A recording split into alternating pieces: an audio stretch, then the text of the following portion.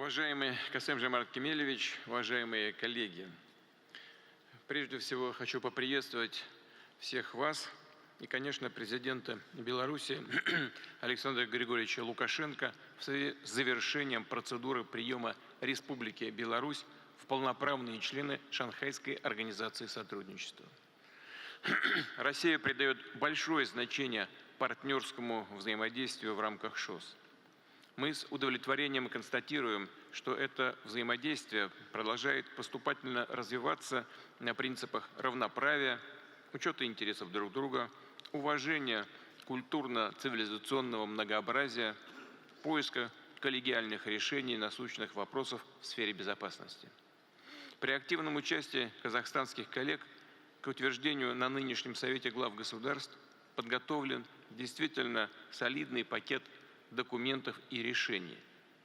Их реализация, несомненно, будет способствовать укреплению роли и влияния ШОС. Согласованные подходы стран ШОС к ключевым аспектам глобальной и региональной повестки дня отражены вынесенной на одобрение на саммите Астанинской декларации. В ней дополнительно высвечивается приверженность всех участников ШОС формированию справедливого многополярного миропорядка, основанного на центральной роли Организации Объединенных Наций, на международном праве, на стремлении суверенных государств к взаимовыгодному партнерству.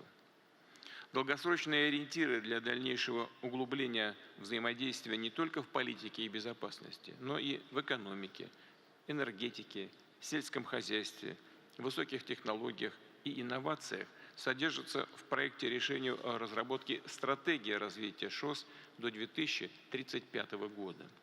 Это важно с точки зрения углубления практического сотрудничества по всем направлениям, входящим в орбиту деятельности нашей организации.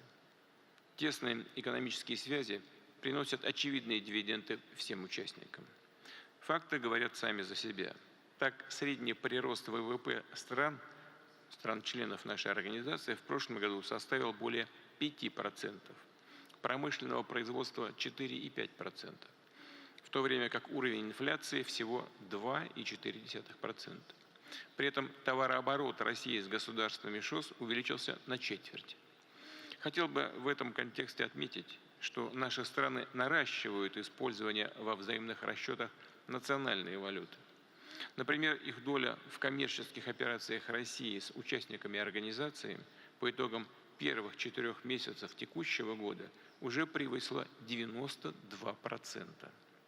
Напомню о российском предложении заняться созданием в ШОС собственного платежно-расчетного механизма.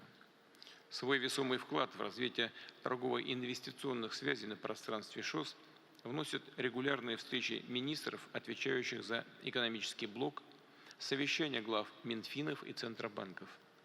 Динамично работает деловой совет организации, с помощью которого бизнес-круги наших стран имеют возможность подключиться к взаимовыгодным совместным проектам.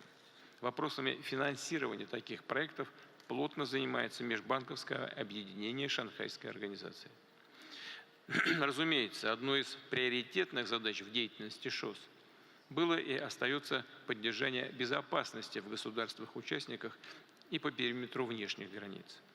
Именно на это нацелены принимаемые сегодня решения о преобразовании региональной антитеррористической структуры ШОС в универсальный центр, который займется реагированием на весь спектр угроз безопасности, а также об учреждении антинаркотического центра в Душанбе.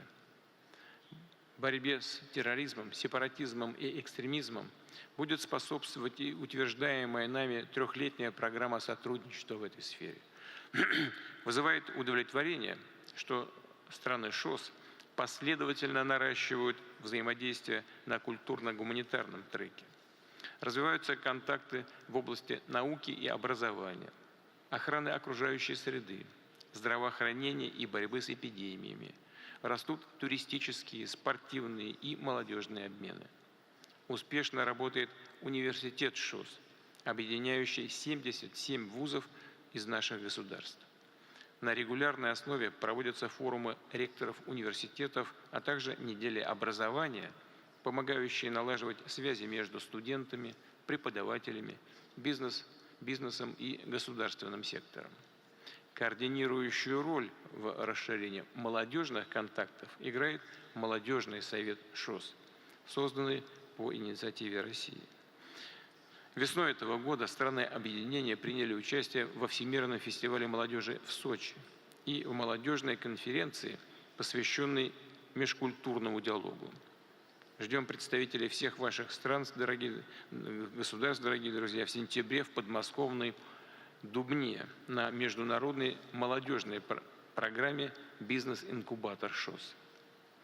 Уважаемые коллеги, в нынешних условиях, когда в мире происходят стремительные и необратимые перемены, несомненно востребована активная инициативная позиция ШОС в международных делах. Многополярный мир стал реальностью. Ширится круг государств, выступающих за справедливое мироустройство и готовых решительно отстаивать свои законные права и защищать традиционные ценности.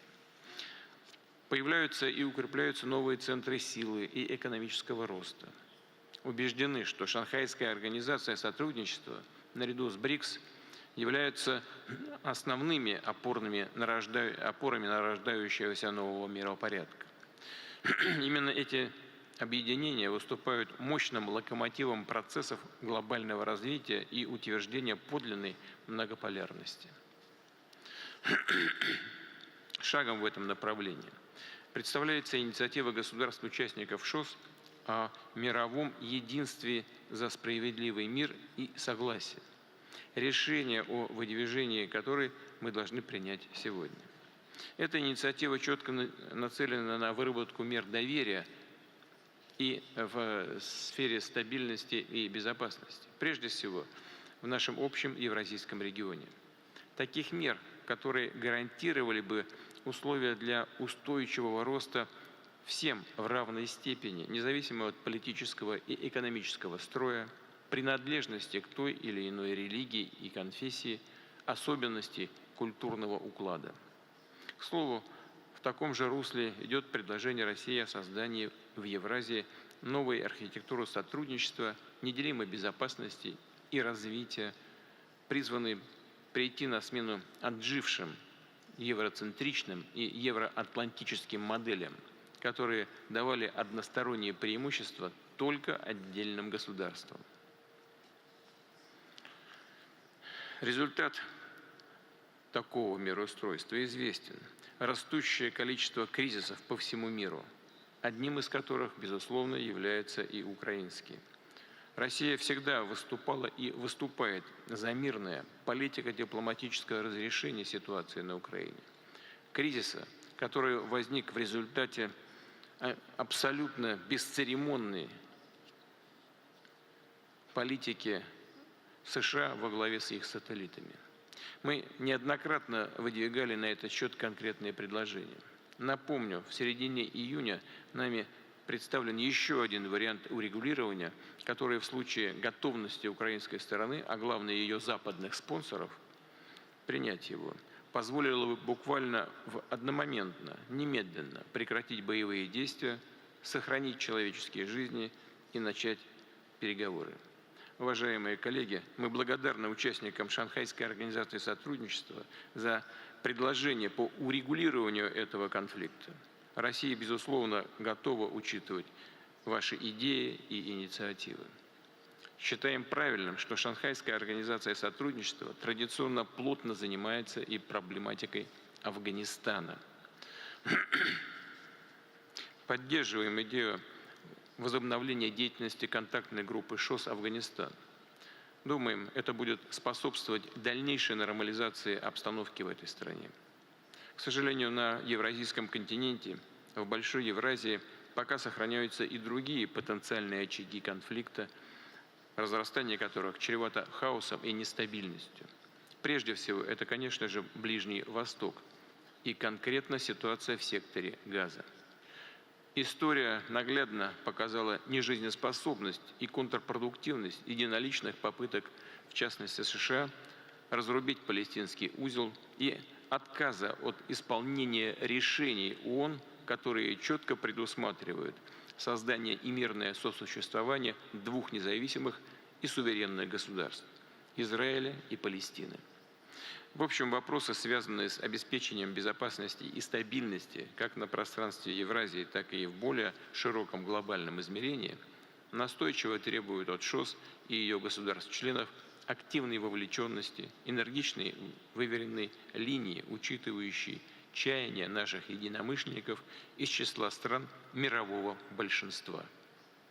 Уважаемые коллеги, как уже подчеркивалось, по мере укрепления авторитета и влияния ШОС растет интерес к ее деятельности со стороны других государств и международных структур.